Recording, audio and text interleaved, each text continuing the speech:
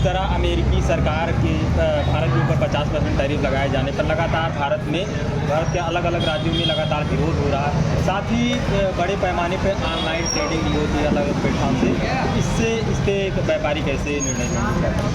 देखिए, आज निषादगंज क्षेत्र में ये सैकड़ों व्यापारी आप देख रहे होंगे अपनी दुकान से निकल करके ऑनलाइन ट्रेडिंग और ट्रंप द्वारा जो टैरिफ लगाया गया है भारतीय कंपनियों पर, उसके विरोध में सड़क पर उतरा है।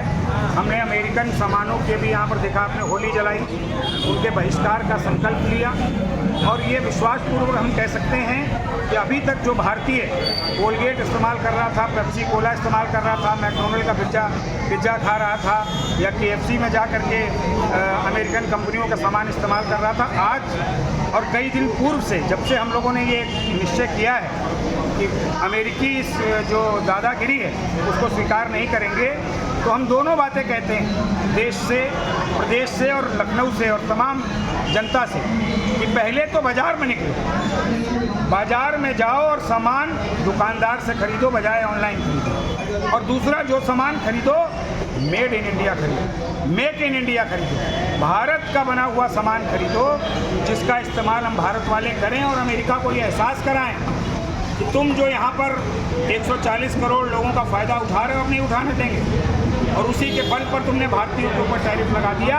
हम अपने भारत के स्वाभिमान के लिए कुछ भी करने को तैयार हैं। तो ये निर्णय आज व्यापारी समाज ले रहा है कि ना हम विदेशी मतलब अमेरिकन कंपनियों का सामान इस्तेमाल करेंगे, ना हम ऑनलाइन सामान मंगाएंगे और ना ही हम किसी भी प्रकार की मनमानी को जो ट्रंप की स्वीकार करेंगे। उसके विरोध में हम लोग आगामी 3 सितंबर को पूरे देश में राष्ट्रीय व्यापारी दिवस आयोजित करने जा रहे हैं। हर जनपद में उत्तर प्रदेश के वो आयोजित होगा और उसमें यही अभियान चलेगा, स्वदेशी अपनाओ विदेशी भगाओ, स्वदेशी अपनाओ विदेशी भगाओ।